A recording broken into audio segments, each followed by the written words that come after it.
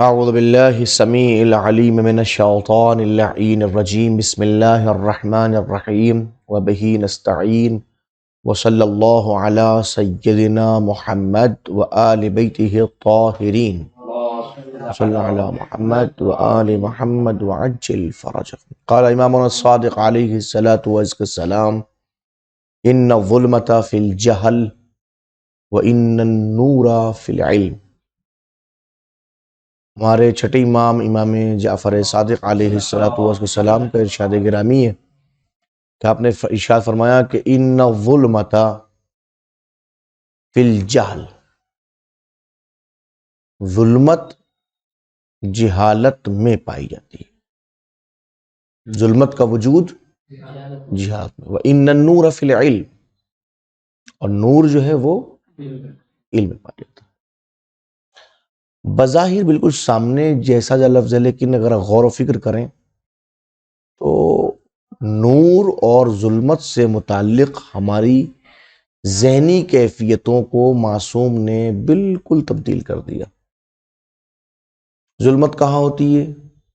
ہم سمجھتے ہیں جہاں جہاں روشنی نہ ہو وہاں ظلمت ہے۔ ہمارے اس روم کے اندر آپ کو نظر آ رہا ہے کہ آپ کو روشنی دکھائی دے رہی ہے، آپ کو لائٹیں جل رہی ہیں، دروازہ کھلا ہوا ہے، مسئلہ نہیں ہے، آپ مجھے دیکھ رہے ہیں، میں آپ کو دیکھ رہا ہوں، یہ نور ہی کی تو بنیاد پر ہے۔ ہماری آنکھیں کام کب کرتی ہیں؟ جب ہماری آنکھوں میں نور ہو۔ لیکن ہماری آنکھوں کا نور ہی تنہا کافی نہیں ہوتا، آنکھوں کے نور کے بعد جو چیز ہے وہ بھی نور میں ہونی چاہیے۔ میری آنکھوں میں نور، مگر آپ اگر نور میں نہیں تو مجھے دکھائی نہیں دے سکتے۔ آپ کے اوپر بھی نور کا ہونا ضروری ہے۔ ایک نور آنکھوں کے اندر، ایک نور آنکھوں کے باہر ہے، دو نور ہوئے۔ ہم نے اس نور کو نور کہا جو حقیقت میں نور نہیں، روشنی ہے۔ جہاں جہاں روشنی ہوتی ہے ہم سمجھتے ہیں وہاں نور ہے، اور جہاں روشنی نہیں ہوتی ہم کہتے ہیں وہاں تاریکی ہے۔ آپ لائٹوں کو بند کر، دروازوں کو بند کر دیے اور کہیں سے روشنی کا وجود ہو، بالکل جس کو کہتے ہیں گپ اندھیرا، اندھیرا نہیں، گپ اندھیرا، جہاں ہاتھ کو ہاتھ دکھائی نہیں دے، کیوں؟ لیکن روشنی نہیں ہے۔ معصوم نے فرمایا روشنی کی بنیاد پہ نہیں ہے ظلمت اور نور۔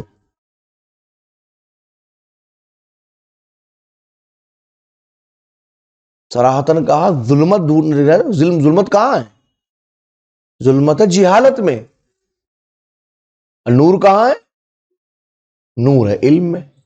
اب فرض کی اتنی روشنیوں کے درمیان سورج نکل رہا ہے، چاروں طرف شعائیں پھیلی ہوئی ہیں، روشنی ہی روشنی ہے، اور ہم حضرت جاہل علیہ السلام بن کے بیٹھ جائیں، کیا کہیں گے آپ؟ نور ہے ظلمت ہے؟ ہمارا جاہل ہونا، ہمارے پاس میں علم نہیں ہے، علم کا نہ ہونا ہی ظلمت جہالت کہلاتا ہے۔ ان الظلمۃ فی الجہل، ظلمت جہالت میں ہے اور نور، تو اگر نور چاہتے ہیں تو علم کا حصول ضروری ہے۔ جتنا زیادہ آپ علم چاہیں گے اتنا نور ملتا آپ کو چلا جائے گا۔ بغیر نور کی زندگی گزارنا ممکن نہیں ہے، محال ہے۔ لہذا ضرورت ہے کہ آپ اپنی زندگی میں علم کو شامل۔ اللہ جل جلالہ تعالی کریم بحق ائمہ طاہرین ہم سب کو علم سے وابستہ ہونے کی توفیق برحمت فرمائے، اور ہم سب کو مسلسل علم دین اور حاصل کرنے کی توفیق عطا فرمائیے۔ الثالث التکفین، تیسری منزل جو ہے وہ تکفین کی ہے۔ احکام اموات چل رہے ہیں نا، تو اس پر تیسری منزل ہے تکفین کی۔ وَيَجِبُ تَكْفِينُهُ، تکفین المیت، میت کی تکفین واجب ہے۔ فی ثلاثۃ اثواب، ثوب کی جمع اثواب، 3 کپڑوں کے اندر، ان 3 کپڑوں میں تکفین واجب ہے۔ مئزر و قمیص و ازار۔ ایک تو مئزر کہتے ہیں تہمد کو، لنگی، ٹھیک ہے۔ قمیص اوپر کا قمیص جو ہوتی ہے اوپر پہنے جاتی ہے۔ وہ ازار، اور ایک ایسی پوچھا جس میں سے مکمل لپیٹ دیا جائے، جی ٹھیک ہے نا۔ وہ مساس مساجد ہی، اور مس کیا جائے گا مساجد کو، جو اس کے مساجد ہیں، بالکافور، کافور سے۔ مس یمس مساس، مساجد ہی جائے سجدہ، کتنے ہیں؟ 7، ایک پیشانی، دونوں ہاتھوں کی ہتھیلیاں، دونوں گھٹنے اور انگوٹھے، ان کو کافور سے مس کی جائے، کافور لگایا جائے گا ان کے اوپر، ٹھیک ہے نا، یہ واجب ہے۔ وَيُسْتَحَبُّ، اور مستحب ہے، ان یزاد الرجل حبرہ،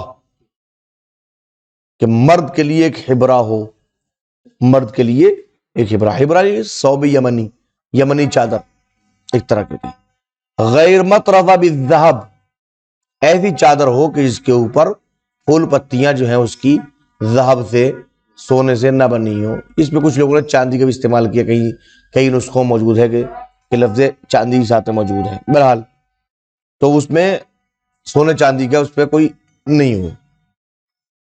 وخرقہ، اور ایک خرقت کی ضرورت ہے، ایک کپڑے کی ضرورت ہے، لفخدیہ، فخذین، فخذ رانو کہتے ہیں، نہیں گویا ایک ران پیچ، مرد کے لیے ایک مکمل چادر اور اس کے علاوہ ایک ران پیچ، خرقہ لفخذیہ، وہ امامہ یعمم بہا، اور ایک امامہ رکھا جائے گا مرد کے لیے، یعمم بہا سے رکھا جائے گا، اس کو تعمیم کرائی جائے گی۔ زندگی میں آپ اماموں سے چاہے جتنی نفرت کرتے ہوں، لیکن مرتے ہوئے ایک عدد امامہ ضروری ہے۔ سید ہیں، کار لگاتے ہیں، مرتے ہی سفید ہو جائے گا۔ محنکن، کیسے امامہ لگائیں گے؟ تحت الحنک کے ساتھ، اس پر تحت الحنک ڈالا جائے گا، لیکن جو اوپر کی پٹی ہوتی ہے اس کو نکال کے گلے میں ڈال لیتے ہیں، یوں اس طرح سے ادھر نکلتی ہے اور یوں رکھ کے یوں اوپر ڈال لیتے ہیں اس کو، یوں وہ تحت الحنک ہوتا ہے۔ حنک یہ ہے، حنک کہتے ہیں اس کو، گاڑی کی اس کو، وہ تحت الحنک، یہ حنک کے نیچے نکل کے جاتا ہے، وہ تحت الحنک ہوتا ہے، ٹھیک ہے نا، ان کے امامہ پہنا جائے گا تحت الحنک کے ساتھ۔ وَيُزَادُ الْمَرْأَ لَفَافَ أُخْرَى لِثَدْيَيْهَا، اور اضافہ کیا جائے گا عورت کے لیے ایک لفافہ کا، لفافے کو لفافہ کیوں کہتے ہیں؟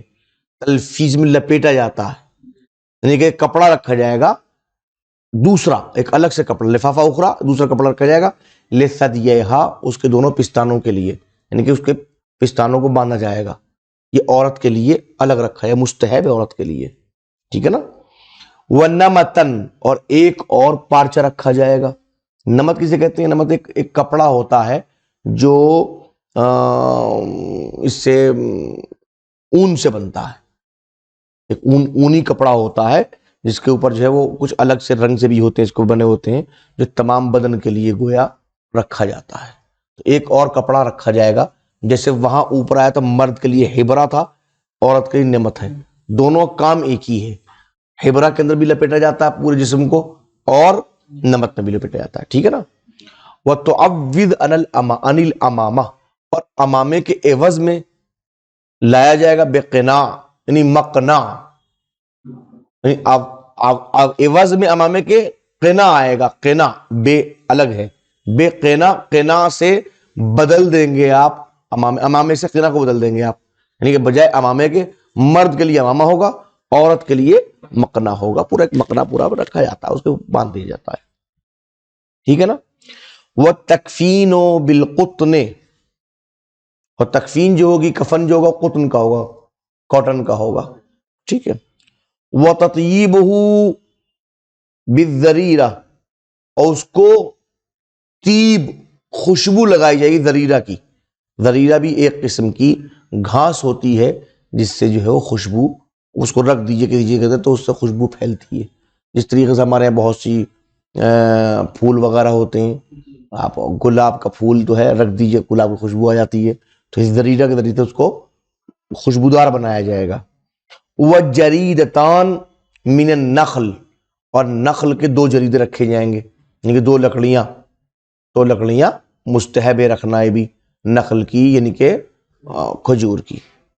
وَأَن يَكْتُبْ عَلَى اللِّفَافَةِ وَالْقَمِيصِ وَالْإِزَارِ وَالْجَرِيَتَيْنِ اسْمُهُ وَأَنَّهُ يَشْهَدُ الشَّهَادَتَيْنِ، اور لکھا جائے گا لفافے کے اوپر جو تلفیف ہو رہی ہے، جس میں لپیٹا جا رہا ہے اس کے اندر، یا قمیض کے اوپر یا ازار کے اوپر، ٹھیک ہے نا، والجریتین، اور جریتین جو ساتھ میں رکھے جائیں گے، دو جریدے، دو لکڑیاں رکھی جائیں گی، ان کے اوپر اسمہ، اس کا نام رکھا جائے گا۔ کس کا نام؟ میت کا نام لکھا جائے گا، ٹھیک ہے نا۔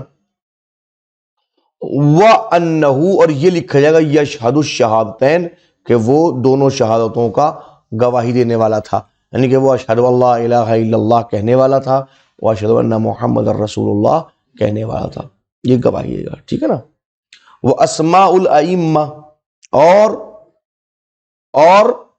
ائمہ کے اسماء کو لکھا جائے گا، ٹھیک ہے نا، علیہم السلام۔ وَأَن يَكُونَ الْكَافُورُ 13 درہما وثلثا، اور کافور جو ہوگا وہ 13.25 درہم کے خریدا جائے گا، 13.25 درہم کے مساوی ہوگا، 13.25 درہم۔ تو اب وہ الگ الگ حساب کتاب ہے، چونکہ ہر ایک کی جو اوزان ہیں، یہ اصل میں اوزان پرانے زمانے کے اوزان ہیں۔ اب وہ درہم کی بھی الگ الگ اور دینار کی بھی الگ الگ کیفیتیں ہیں۔ درہم جو ہے وہ چاندی کا ہوتا تھا، دینار سونے کا ہوتا تھا، پھر وہ بھی مدنی الگ تھا اور مکی الگ تھا، عراقی الگ تھا، یہ معاملات تھے۔ اور اس کے اندر جو وزن رکھتا تھا وہ ہوتا تھا چنے کے ذریعے سے، کہ 10 چنے کے برابر ایک وزن جو ہوتا درہم کا ہوتا تھا، ٹھیک ہے نا۔ تو 10 چنے کے جو دانے ہیں، جتنا ہوگا ان کا اتنا، اس قسم کی کیفیتیں ہوتی تھیں۔ تمام تفصیلات انشاءاللہ کبھی اور آپ کو لکھوا دیں گے، تاکہ آپ اگر کہیں کوئی اس کیفیت کو پڑھیں تو سمجھنا آسان ہو جائے۔ بہرحال 13.25 درہم کے مساوی جو ہے وہ کافور ہوگا، ٹھیک ہے۔ وَيُكْرَهُ التَّكْفِينُ فِي السُّعَادِ، مکروہ ہے کہ کفن کالا ہو۔ کفن ہاں کر سکتے مگر مکروہ ہے، ٹھیک ہے نا، کفن کا کالے میں ہونا مکروہ ہے۔ وَجَعَلَ الْكَافُورُ فِي سَمْعِهِ وَبَصَرِهِ، اور کافور اس کی آنکھ اور کان کے اوپر لگانا یہ مکروہ ہے۔ وَتَجْمِيرُ الْأَكْفَانِ، تجمیر الاکفان، اور اکفان کا تجمیر کرنا۔ تجمیر معنی یہ یعنی کہ وہ ہوتا یہ ہے کہ کفن کو خوشبو دینے کے لیے کبھی کبھی کیا کرتے ہیں، اس طریقے سے یہ آگ لے کے آئے اور آگ کے اندر جو ہے لوبان ڈال دیا، تو لوبان سے جو وہ دھواں اٹھتا ہے اس سے بھی خوشبو پیدا ہوتی ہے۔ تو آپ نے کہا کہ یہی کام کرنا ہے، وہ لوبان ڈال کے اور اس کے اوپر کفن کو رکھ کے اس سے آپ اپنے اس کو، چونکہ پرانے زمانے کی طریقے ایسے ہی تھے، اس وقت سینڈ نہیں چلتے تھے، عطر نہیں چلتے تھے باقاعدہ۔ آج تو عطر نکالنا طریقہ پورا تمام چیزیں ہیں، لیکن اس زمانے میں ایسے ہی خوشبودار بنایا کرتے تھے باقاعدہ، کہ اگر کسی کپڑے کو خوشبودار بنانا ہے تو اس کو معلوم ہے کہ لوبان آگ میں ڈالا یا چیز ڈالی، اب اس سے وہ جو نکلا دھواں اس کو گویا مقید کر دیا گیا تھوڑا، تو معلوم کفن کے اندر جو ہے یہ ایسے، ہاں یہ کپڑوں میں ایسے۔ تو یہ کام کرنا اگر کرنا ہے تو ذریعے کے ذریعے کریے، اس گھاس کے ذریعے کر سکتے ہیں آپ، جو کہیں نہ کہیں اس میں آگ کا تصور ضرور ہوتا ہے، اس میں آگ کا تصور نہیں ہے، سمجھے نا آپ یہ۔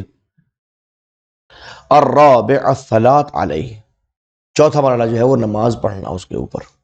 وہی تجب علی کل میت مسلم او بحکمہ، اور یہ نماز واجب ہے ہر مسلمان میت کے اوپر پڑھنا واجب ہے، او بحکمہ ہی، یہ کہ اس کے اوپر کہ جو حکم مسلمان میں ہو، جیسے بچے، ممن بلغ 6 سنین، کن افراد کے؟ ہر وہ بچہ، ہر وہ فرد کہ جو 6 سال گزر چکا ہو، من اولادہم، ان کی اولاد میں، کس کے لیے؟ مسلمانوں کی اولاد میں جو 6 سال گزر چکا ہے، 6 سال کا ہو چکا، اس کے اوپر نماز کا پڑھنا واجب ہے۔ ذکرن کان او انثی، چاہے وہ مذکر ہو چاہے وہ مؤنث ہو، چاہے مرد ہو چاہے عورت ہو، حرن او عبدا، چاہے وہ آزاد ہو چاہے وہ غلام ہو، سب کے اوپر جو 6 سال کا ہو چکا ہے نماز کا پڑھنا واجب ہے۔ وتستحب علی من نقص سنہ عن ذلک، اور مستحب ہے اس کے اوپر نماز پڑھنا، من نقص سنہ عن ذلک، اس کا سن جو ہے وہ اس سے کم ہے، یعنی 6 سال سے کم اگر کسی کا عمر ہے تو اس کے اوپر نماز کا پڑھنا مستحب ہے، ٹھیک ہے نا۔ وَأَوْلَادُهُمْ وَأُولَاهُمْ بِالصَّلَاةِ عَلَيْهِ أُولَاهُمْ بِالْمِيرَاثِ، اور اولیت نماز کی میت کے اوپر اس کو ہوگی کہ جس کو میراث کی اولیت ہے، صحیح ہے نا، جو میراث میں اول، چونکہ میراث میں 3 طبقے ہیں جو آگے آئے گا، ہر فرد کو میراث نہیں ملتی ہے، میں میرے چچا سے چچا کے میراث نہیں، ایسا نہیں، جب تک بیٹا ہے چچا کا نمبر نہیں آئے گا، ٹھیک ہے نا. تو اب میراث کی جس کے اندر اولویت ہے وہی نماز کی اولویت رکھے گا. والزوج اولا من غیرہ، اور اگر شوہر ہے تو غیر شوہر سے وہ اولا ہوگا، وہ زیادہ، وہ مکمل طور کے اوپر حق رکھتا ہے ہر چیز کا، نماز کا، کفن، ہر چیز کا، وہ غیر شوہر سے. والہاشمی احق اذا قدمہ الولی، اور ہاشمی زیادہ حق رکھتا ہے اگر اس کو ولی مقدم کر دے. ویستحب لہ تقدیمہ مع شرائط، اور مستحب ہے کہ اس کو مقدم کی جائے جو اس کی شرائط پائے جائیں، یعنی کہ باقاعدہ مقدم کرنے شرائط جو اس کے اندر پائے جاتے ہیں. والامام اولا من غیرہ، اور امام جو ہے وہ غیر امام سے اولویت رکھتا ہے. نہیں، اگر امام موجود ہے تو امام کی موجودگی میں پھر کسی کی کوئی ویلیو نہیں ہے، کسی کوئی اوقات نہیں ہے، کوئی بھی کیوں نہ ہو. ووجوبها علی الکفایہ. اب سوال پیدا ہوئی جو آپ نے وجوب بتایا وہی تجب علی کل میت مسلم، یہ وجوب کون سی اقسام میں سے ہے؟ وجوب کی تو دو قسمیں سب سر عام سامنے آتی ہیں، یا وجوب عینی ہوتا ہے یا وجوب کفائی ہوتا ہے. وجوب عینی کا مطلب یہ کہ جو ہر فرد کے اوپر واجب ہو اور کسی اور کی ادائیگی سے دوسرے سے ساقط نہ ہو. دوسرا وجوب کفائی ہے.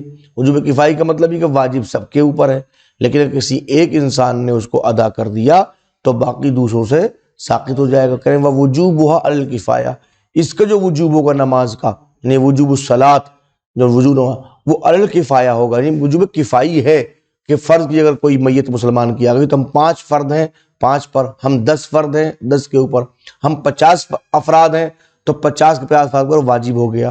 لیکن اگر ہم میں سے اٹھ کے 3 نے 4 نے 10 نے 20 نے کام کر دیا تو باقی 30 کے اوپر سے ساقط ہو جائے گا. ٹھیک ہے.